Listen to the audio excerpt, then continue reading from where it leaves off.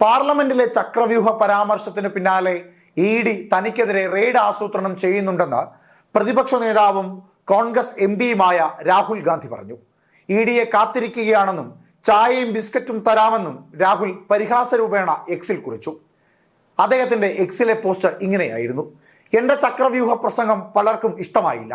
ഒരു റെയ്ഡിനുള്ള പദ്ധതി ആസൂത്രണം ചെയ്യുന്നുണ്ടെന്ന ഇഡിയുമായി ബന്ധപ്പെട്ട ചിലർ എന്നോട് പറഞ്ഞു. ഞാൻ ഇരുകൈകളും നീട്ടി കാത്തിരിക്കുകയാണ്.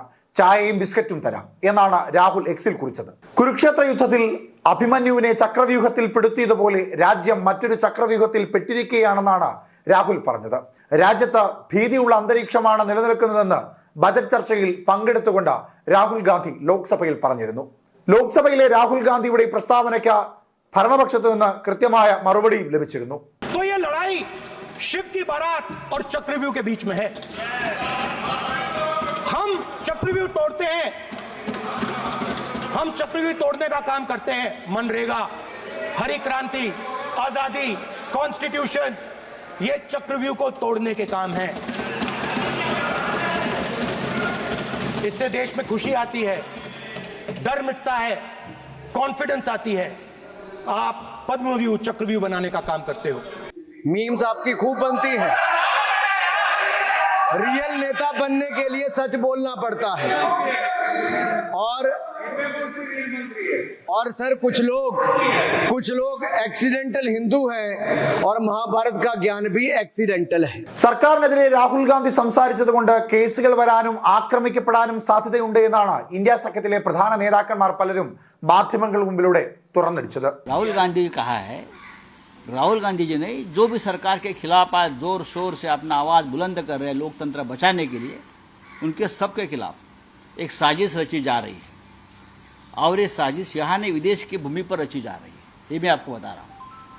कुछ भी हो सकता है, हमले भी हो सकते हैं हमारे सबके ऊपर, राहुल जी के ऊपर.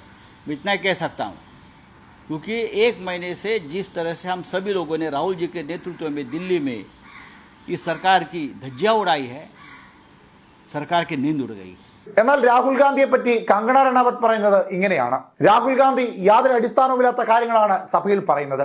ഒരു മദ്യപാനിയെ പോലെയാണ് അദ്ദേഹം പെരുമാറുന്നതെന്നും അവർ പറഞ്ഞു. देखिए, राहुल जी के बारे में हम क्या कहें. उनकी किसी बात का ना कोई तुक है, ना कोई ढंग है, और ना ही कोई हमें समझ ही आती है उनकी बातें.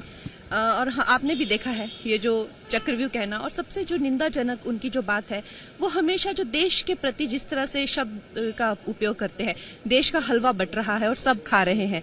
देश के बजट को, उनकी दादी ने भी देश के कई बजट बनाए हैं, उनको हलवा कहना और देश को मिल बांट के खाना, इस तरह की बातों को इम्प्लाई करना, ये देश के लिए अच्छी बात नहीं है. और खासकर जैसा कि अनुराग ठाकुर जी ने कहा, ये जो कांग्रेस की जो मानसिकता है देश का बंटवारा करके खाना, ये नेहरू के टाइम से चली आ रही है. और इस मानसिकता को बदलना, देश कोई खाने की, देश सेवा की चीज है. और आप नेता हैं तो आप देश की सेवा के लिए बने हैं. आप देश को काट कर मिल बांट कर खाने के लिए नहीं बनते. और देश का जो बजट है वो देश के बजट को भी एक संवैधानिक तरीके से बनता है, उसको भी मान मिलना चाहिए. उसके बारे में ऐसा कहना कि हलवा काट कर बांट रहे हैं, ये बहुत निंदाजनक है और उसके आप लोगों को भी निंदा करनी चाहिए.